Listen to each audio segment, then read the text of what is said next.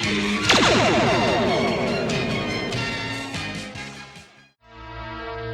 Vengeance of Skeletor.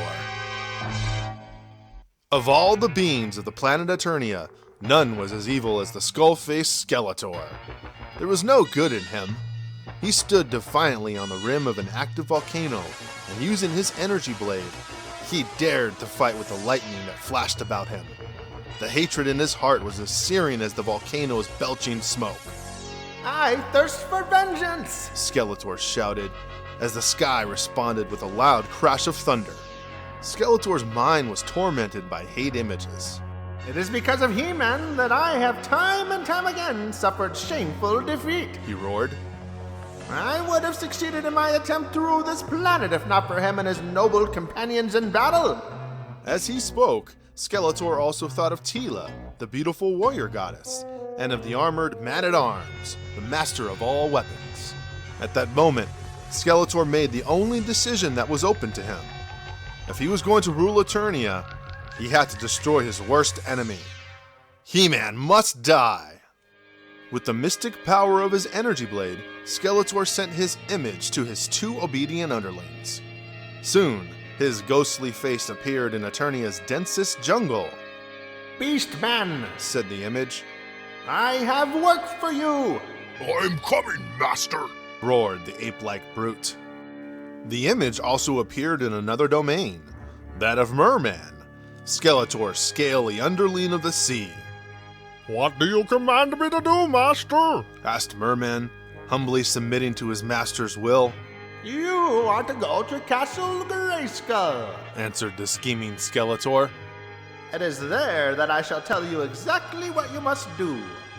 And you will do it." "I will be there," replied Merman.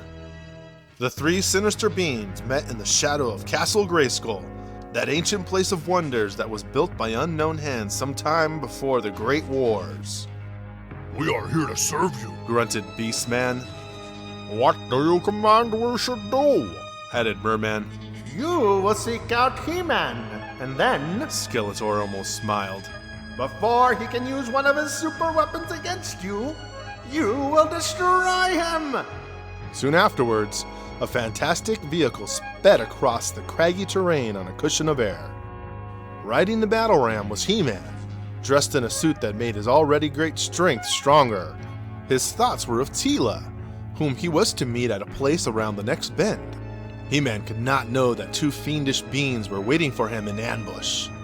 When he heard their screams, it was already too late for him to battle back. With incredible speed and force, Merman kicked He-Man from the battle ram. Then he jumped aside. He-Man recovered quickly, grabbed Merman and tossed him toward a rock. Then Beastman's weapon blazed. "You two never learn," said He-Man as he sidestepped some of the blasts from Beastman's weapon. However, He-Man's boast was cut short by another burst from Beastman's powerful weapon. The sounds of the battle were heard beyond the ridge. Teela, riding her galloping horse, arrived on the scene to see Beastman regaining his senses. But what concerned her most was Merman, who had He-Man across his shoulder. He-Man was unconscious, perhaps dead.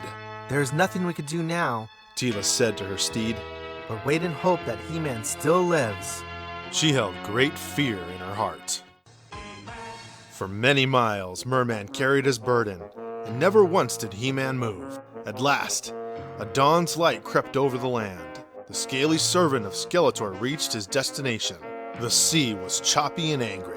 "I've never looked for it," Merman laughed as he tossed He-Man into the cold water. "But I've heard there is no bottom in the sea. It would be interesting to learn if that's true. But you'll not be the one to tell." If Merman had not run off to report his success to Skeletor, he could have witnessed a miracle taking place below the water. The icy waters quickly revived He-Man, but as his eyes opened, he beheld a new terror. A monster of the depths was swiftly making its way through the water. Holding his breath, He-Man fought his way to the surface for air as the terrible thing swam after him. He-Man fought for his life. But despite his superhuman strength, he felt his power leaving him. The monster's tentacles wrapped tighter and tighter, and He-Man's life was being squeezed to an end. Yet, as He-Man struggled, there was another inhabitant in this domain who had vengeance in his blood. It was Stratos, the Winged Lord, and like He-Man and Teela, he fought on the side of good. Hold on just for a few moments longer, shouted Stratos as he dived into the icy water following his weapon's path. The weapon had released a stream of flame that not even the sea creature could put out. He-Man felt the tentacles relax and pull away from his body. Then, weak and in need of breath, He-Man sank in the water. But Stratos dived deeper too and pulled He-Man to the surface and airlifted him to shore. When He-Man regained his breath, he was resting on an island of stone. Those assassins left me for dead. No doubt Skeletor is already laughing over my death. Stratos grinned.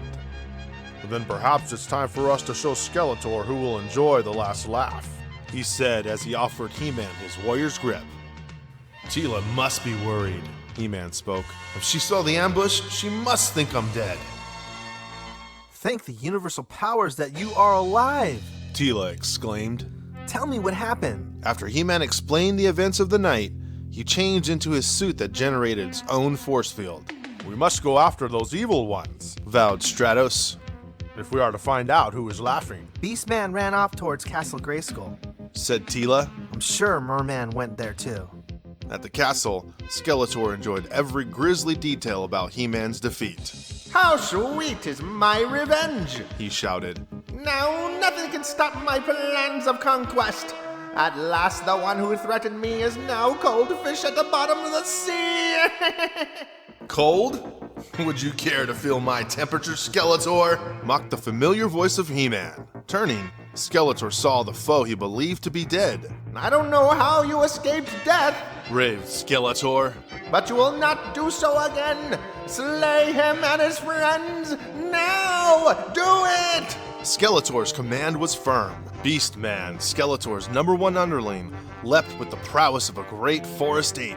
However, his dual-witted mind had forgotten He-Man's force field, and as Beastman fell with a loud thud, Merman was making his own attack. Teela was in grave danger. Before Stratos could complete his defense, Merman yelled defiantly, "This is where the sea conquers the sky!" Merman's weapon shot out a stream of seawater that instantly cooled to ice. His wings too heavy to keep in the air, Stratos aimed his body at Merman. "If I must fall, I'll take you with me," he shouted. He fell fast, hitting the man of the sea with a mighty impact. Beastman was still determined to please Skeletor. Reviving, he arose with a mean growl, beat his chest, and raised his weapon towards Stratos. "Now you die," he growled. "Then the rest of you will die too." Merman did not want to be outdone by Beastman, and he aimed his weapon at He-Man, who jumped aside. However, Merman's icy weapon found a target, and Beastman was caught in a barrage of pellets. After Skeletor saw his two most powerful henchmen fall, he turned to the sea being and shouted, "You bungling fools! You should have blasted Stratos! Now feel my fire, both of you!" From Skeletor's weapon came a blast that enveloped Merman's sea-bred body. So intense was the heat that it dried up the moisture in Merman's scaly hide, and the man of the sea felt himself slowly dying. As much as He-Man hated Skeletor, he hated more to see a master do harm to a slave.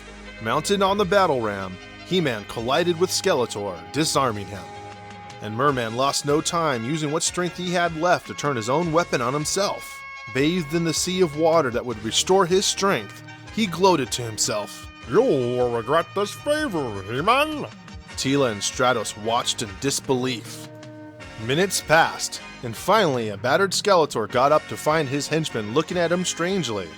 "Before you think you can rise up against me, you foolish underlings, consider this!" Skeletor shouted.